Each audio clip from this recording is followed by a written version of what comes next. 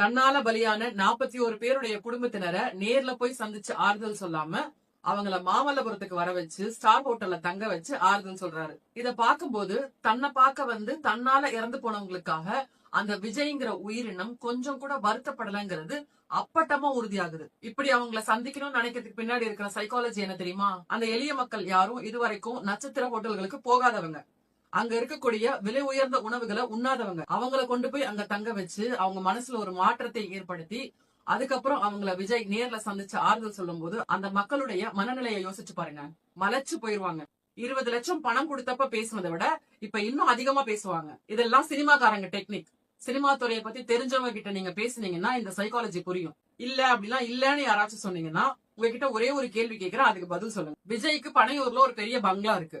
அது மட்டும் இல்லாம கட்சிக்குன்னு தனியா ஆபீஸ் வச்சிருக்காருன்னு சொல்றாங்க. கரூருக்கு நேர்ல போக முடியலன்னு சொல்றவரு பாதிக்கப்பட்ட குடும்பத்தினரை தன்னுடைய பனையூர் வீட்டுக்கோ அல்லது கட்சி அலுவலகத்திற்கோ வர வச்சு பாத்துருக்கலாம்ல. ஏன் அப்படி செய்யல? 30 பேருடைய குடும்பத்தினரை சந்திக்க அந்த இடம் பத்தாதுன்னு யாரும் பதில தூக்கிட்டு வராது. தாவேகா நிர்வாகிகளின் கூட்டம்லாம் பனையூர்ல தான் நடக்குது. அப்படி இருக்கும் போது அங்க இவங்களுக்கு மட்டும் இடம் இல்லையா என்ன? இதையெல்லாம் தான் மீடியாக்கள் கேள்வி கேட்டிருக்கணும். ஆனா யாரும் அதை கேட்கல. மொத்தத்துல குடும்பங்களை வில்லனாக்கி அதுல குளிர்காயிற பிண வியாபாரி தான் சைக்கோ விஜய். எப்படி யோசிச்சாலும் இந்த பிரைஸ் என்னால புரிஞ்சுக்க முடியல. ஆறுதல் பெற விஜயை தேடி வந்த பாதிக்கப்பட்டவர்கள் இவர் இப்ப ஆறுதல் சொல்லலன்னு யாரு அழுது ஏங்கி தவிச்சுக்கிட்டு இருக்கா? இது ஒரு மடத்தனமான யோசனைன்னு கூட இருக்கிற ஒருத்தர் கூடவா விஜய்க்கு எடுத்து சொல்லல?